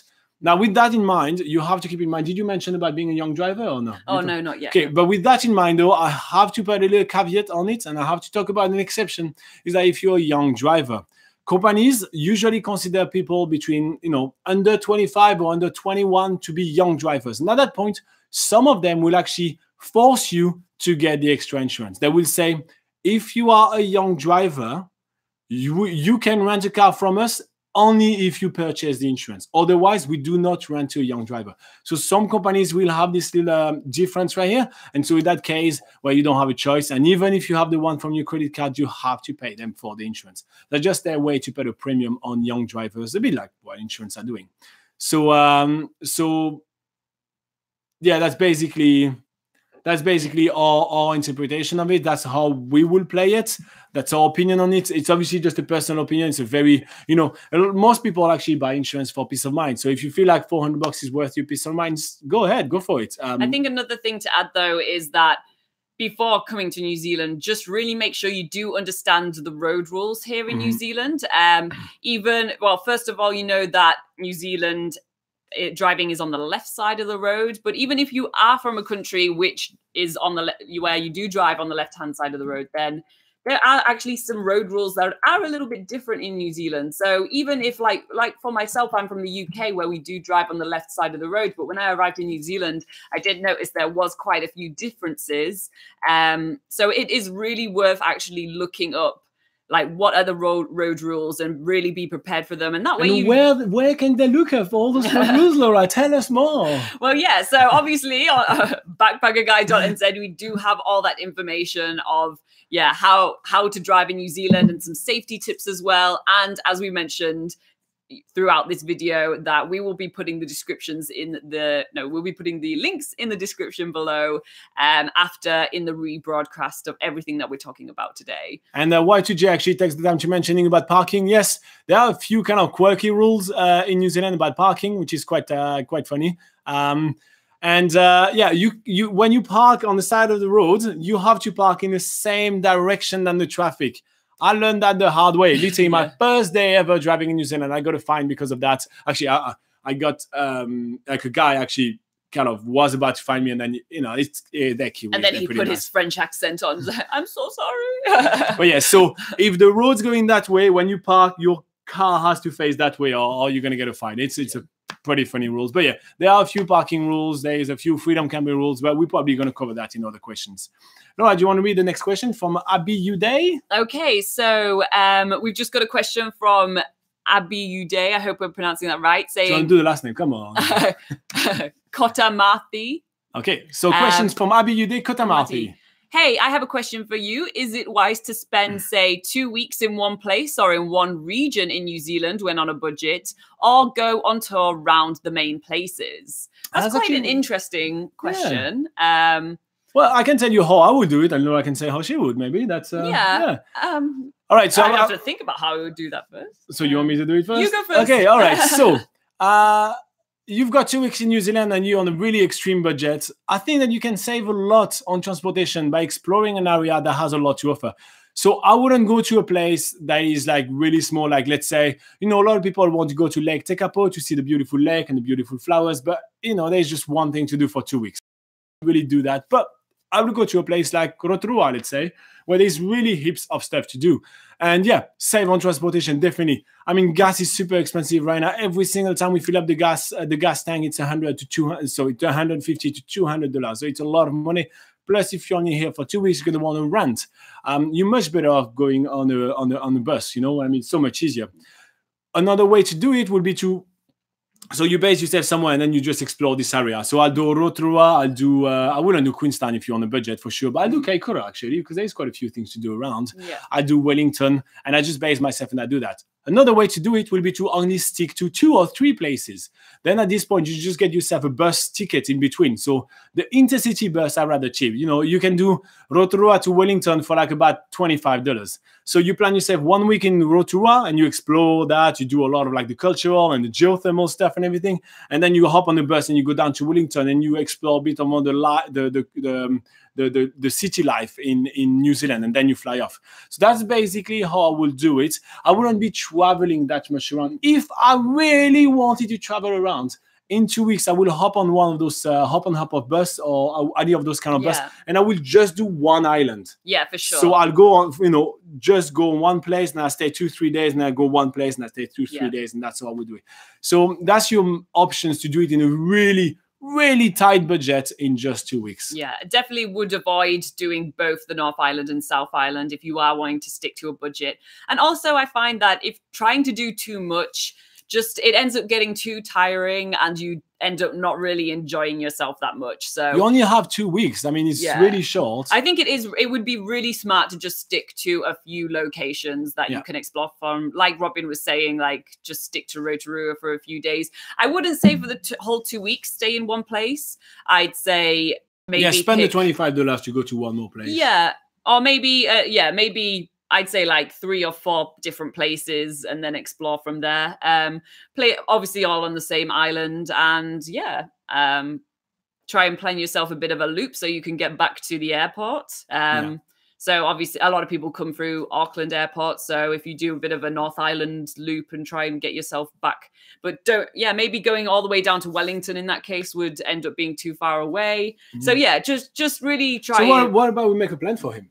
Like, let's say I land in Auckland. What, you go down straight to like Rotorua for, you stay in Auckland for like 2 days, then you go to Rotorua. So Auckland 2 days, right? Yeah, Auckland 2 days. Okay, 2 days. Then you take a bus, you go down to Rotorua. That spends 5 days there, because there is quite a lot to do there. So 5 days. So we already have 1 week cover. Then you go down to Taupo, check out the lake. There's a few more things to do. Yeah. And Rotorua to Taupo is really cheap. So you go down to Taupo and do like, 3 days in Taupo. Then you make your way back up. You go to, let's say, Waitomo. Yeah. And you take like 2 days in Waitomo. And so like that you can explore do the black water rafting, those kind of things, explore the caves. You can see a lot of the free caves as well. We have listing on Backpacker Guide for that. And then after, you take your remaining time to actually make your way back in Auckland. Yeah. So like that you haven't done too much, but you explored, a lot of different stuff that you have in New Zealand. Yeah. You stick to a budget. You can do that. Like I believe that you can do all of this transportation under $150, probably under $100 if you do intercity to go to all those places. Yeah. And you just buy the tickets, you do that. Then you stay in hostels. So, you are about like, under $30 a night, under $35 a night, let's say, and you add a few activities to that, and you eat cheap. And I think you can have a really cheap 2 weeks in New Zealand and do a lot without getting exhausted as well. Yeah, you know, I mean, exactly. you get a few days everywhere, and you know, every places you are, you always have one day to be like, you know what, I'm just gonna explore around, just walk around and relax. So I'm gonna call you Abby because your name is so long, but. So Abby, you know, is it what you wanted to hear? Is it, does it sound like a good plan for you? Let us know in the comments. Tell us if you have any follow-up. That's how we will play it. But yeah, cool. What does it say? Oh yeah, that's pretty decent. Way better than most. And thanks a lot. So North Island, here I come. Here you go, man. Awesome. We will link when we repost this video, right? When the live stream goes on reposting, we put all the links below for you. So we'll put links to our guides of each of those places that we're talking about, as well as our guide on like how to kind of book the intercity and everything. So you'll be able to get started from there. So here you are, you're a professional travel planner right here for you, man. All right, so should we do one more question? Oh man, we've been here for an hour and 40 minutes, much longer than planned, huh? Yeah, we have. We've ended, and a lot more people have actually joined us. We thought we'd be alone here, which has been really awesome. So if you guys have liked this live streaming, make sure you let us know in the comments and in the rebroadcast as well. If you could come along and give us a like, and just let us know if you do want us to keep on doing these live videos. Like, it's the best way for us to know if you actually enjoy them or not. Just make sure to tell us. We have planned to kind of do that every Sundays because we think that could be really helpful. That's the first one we've ever done. But we really want to know what you guys think and what we can change. Like, how can we improve? Is the camera okay? Is the sound okay? Are we moving too much? You know, you guys have been really good at telling us those things on our videos. Like, hey, Robin, you move too much, or you talk too fast, or, you know, you nod your head too much. I've tried to stop. So you guys are ooh, someone has a lover right here. So you guys are really good at giving us some feedback on that. So make sure that you tell us so we kind of know how to improve for the next one. And yeah, I think that's yeah, we like that. Do we do a last question or no? Do we actually do one more or no? Or should we keep some for next time? Yeah, we'll keep some for next time. All right, so we're going to wrap up this video right now then. So thank you again for joining. If you are watching that as a rebroadcast, make sure to put your questions below because we will answer them on the next live video for sure. We're also kind of going to cut all those questions as little snippets so they are easy bites for you guys to watch. So we're going to put each question one by one and post that as videos for you as well, which is going to be quite handy. Like, subscribe, show us a little bit of support. It's kind of a lot of work to do all those kind of things and get all those things ready. So you need to tell us that if you want us to keep doing that. Otherwise, well, you know, we don't know. And of course, make sure to join us next week. It's going to be the same time. So it's 8 a.m. New Zealand time. And we will make sure to actually put that at the end of every single one of the rebroadcasts. We will put a little chart that tells you what time is it gonna be in your country, because you know everybody has different countries, different times, different things like that. So we make sure to tell you, well, you know, if you're in Europe, this is gonna be that time. If you're in the US, it's gonna be that time, and all of that. Yeah. So make sure that you check this one out. We're going to be posting the chart right in front of our faces while we keep on talking. So that's going to be quite handy. And that's why I'm stalling right now. So you can actually have the chart lasting for longer. So now do you guys take your notes? Okay, can get rid of that. Thank you again for everything, guys. We love for all of you guys that showed up. Thank you, Abu. Thank you, Jay. Thank you, MB. Thank you, Eva. Thank you, Natalia, Redhead. Thank you, Valerie. Thank you, Tafik. Thank you, Elvis. Thank you. Kushal, thank you, Ash. Thank Sailing you, Aquarius. Yeah, thank you, Sailing Aquarius. Family bucket list people. Rachie, Ludwig, thank you, everybody. Big shout out to all of you guys. You rock. It's so awesome to have you on board, and we're so stoked to have you join us. And especially thank you to Elvis. Why, especially Elvis? Because he has an awesome name, and I wanted to say that. All right, bye-bye, guys. Bye.